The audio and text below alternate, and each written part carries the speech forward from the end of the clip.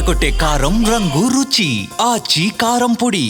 Telangana phone tapping కేసుపై సుప్రీంలో విచారణ జరిగింది. ప్రభాకర్ రావుకు మధ్యంతర రక్షణ కొనసాగించింది కోర్టు. ప్రభాకర్ రావు విచారణకు 2 వారాల గడువు ఇప్పటికే పూర్తయిందని చెప్పింది కోర్టు.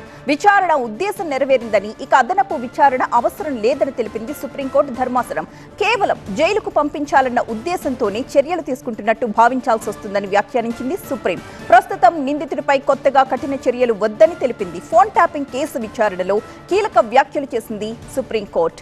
ఇంకెంతకాలం విచారణ కొనసాగిస్తారు, కేసులో ఇంకా ఏం మిగిలింది అంటూ ప్రశ్నలు సంధించింది. ప్రభాకర్ రావును ఇప్పటికే 2 వారాల కస్టడీకి అనుమతించాం, అరెస్ట్ నుంచి అతడికి రక్షణ కల్పించాం. కేసు దర్యాప్తును దృష్టిలో పెట్టుకుని ఆర్టికల్ 142 కింద మధ్యంతర ఉత్తర్వులు జారీ చేశామని చెప్పింది సుప్రీం.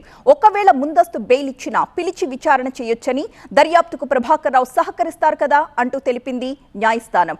తదుపరి విచారణను మార్చి 10కి వాయిదా వేసిన సుప్రీం కోర్టు అప్పటి వరకు ప్రభాకర్ రావుకు మధ్యంతర రక్షణ పొడిగిస్తూ ఉత్తర్వులు జారీ చేసింది. విదేశాల్లో ఉన్న వ్యక్తికి ముందస్తు బెయిల్ వర్తిస్తుందా లేదా అనే అంశంపైన కూడా వాదనలు సాగాయి. పరారీలో ఉన్నట్టు ప్రకటించిన వ్యక్తికి ముందస్తు బెయిల్పై కీలక న్యాయ ప్రశ్నలు ఉత్పన్నమైనట్లుగా గుర్తించింది సుప్రీం.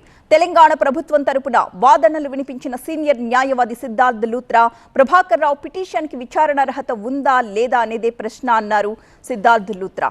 అయినా కస్టడీలో ఉన్న వ్యక్తికి ముందస్తు బెయిల్ ఎలా ఇస్తారు అంటూ వాదనలు వినిపించారు లూత్రా.